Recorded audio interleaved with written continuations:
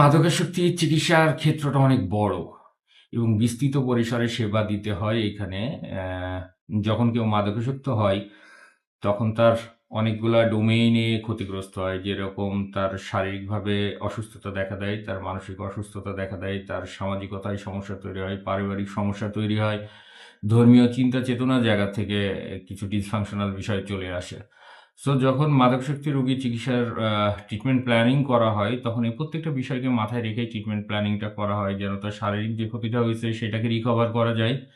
সাথে, সাথে তার মানসিক অর্থাৎ থট প্রসেস এবং তার ফিউচার প্ল্যানিং সমস্ত কিছু বিষয়কে মাথায় রেখে ট্রিটমেন্ট প্ল্যানিংটা করা হয়। আর এখানে যদি আপনি বলেন যে সফলতা বা অন্যান্য যে বিষয়গুলো আছে, আসলে সফলতাটা তো নির্ভর করে অনেক পরবর্তীতে গিয়ে পাওয়ার বিষয়।